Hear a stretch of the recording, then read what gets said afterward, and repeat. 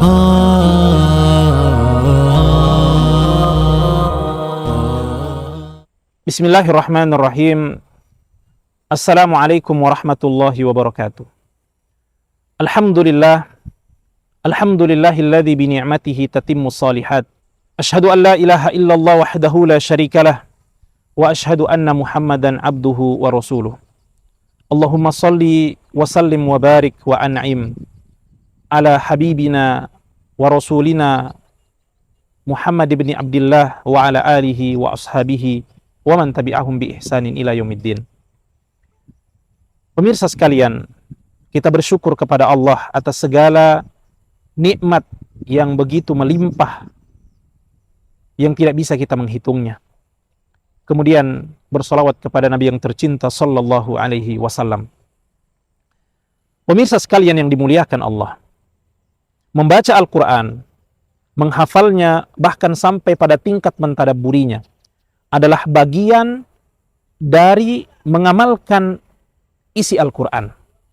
Seorang muslim, seorang yang beriman, seharusnya tidak hanya sampai pada tahap atau pada titik dia membaca Al-Quran saja. Tapi bagaimana kemudian yang penting dan merupakan kewajiban adalah mengamalkan dari apa yang dia baca, dari apa yang dia hafalkan. Karena tidak ada gunanya seseorang yang bagus suaranya, yang bagus makhrajnya, yang mungkin hafalannya, tapi kemudian di setiap dimensi kehidupannya tidak mencirikan orang-orang yang beriman, tidak mengaplikasikan daripada nilai-nilai Al-Quran yang dia baca pun yang dia hafalkan. Itu berarti Al-Quran belum menjadi pedoman, belum menjadi petunjuk dalam kehidupan dia. Bukankah Al-Quran ini adalah petunjuk, adalah pedoman bagaimana kemudian ibadah kita harus sesuai dengan Al-Quran. Bagaimana muamalah kita sesuai dengan Al-Quran, akhlak kita harus sesuai dengan Al-Quran. Pola hidup, gaya hidup kita harus sesuai dengan Al-Quran. Tidak ada gunanya ketika hanya sampai pada pada tahap atau pada seseorang hanya membacanya saja. Jamaah sekalian yang dimuliakan oleh Allah Subhanahu wa taala.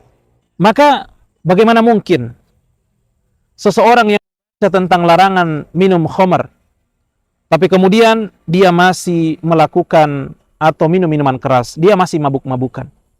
Bagaimana mungkin seseorang yang dia membaca di dalam Al-Quran itu larangan untuk melakukan transaksi riba, Allah mengharamkan riba, tapi kemudian dia masih melakukan transaksi riba.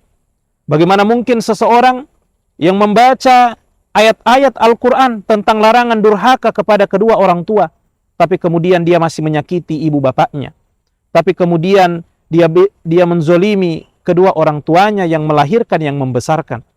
Bagaimana mungkin seseorang membaca ayat-ayat tentang larangan berzina, melakukan hal-hal yang fahisyah, yang keji, tapi kemudian dia masih berhubungan dengan yang bukan mahramnya, yang tidak halal dengan dia, dia masih berpacaran, dia masih melakukan hal-hal yang keji tersebut. Pemirsa sekalian yang dimuliakan oleh Allah Subhanahu wa taala, banyak kita lihat, kita saksikan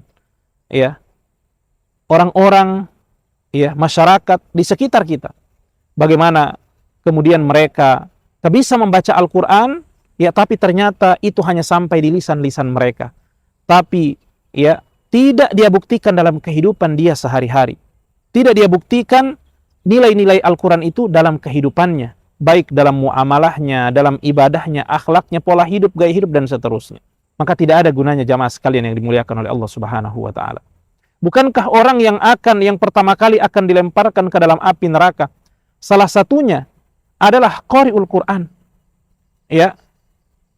yang mana dia baca Al-Quran hanya untuk dikatakan dia qari, dia ahlul Quran, maka dia mengatakan, aku membaca Al-Quran karenamu ya Allah.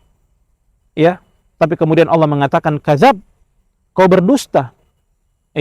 Qara'tal Qur'ana ya liyuqal annaka qari.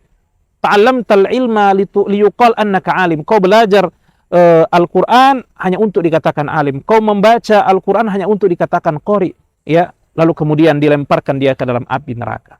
Naudzubillah.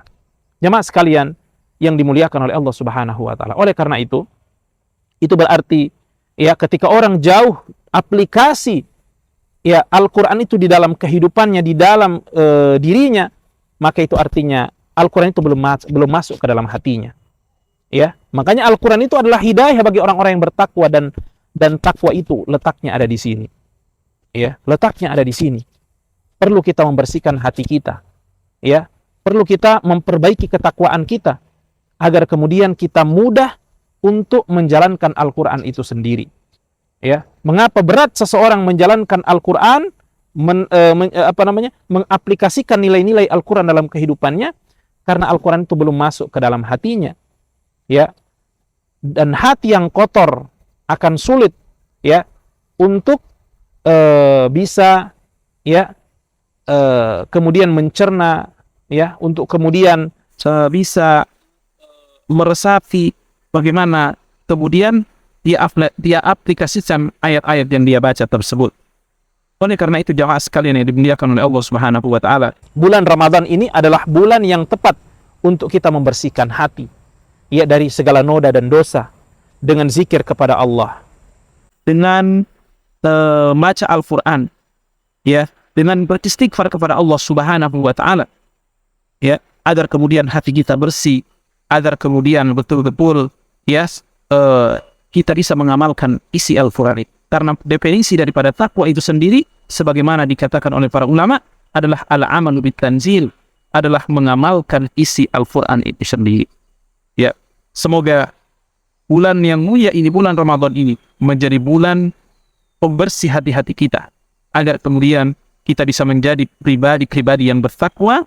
Dengan ketakwaan itu kita akan mudah mengaplikasikan nilai-nilai Al-Quran dalam kehidupan kita. Demikian apa yang bisa kami sampaikan pada kesempatan sore hari ini. Semoga bermanfaat. Wassallallahu ala sayyidina Muhammadin wa ala alihi wa sahbihi wasallam. Assalamualaikum warahmatullahi wabarakatuh.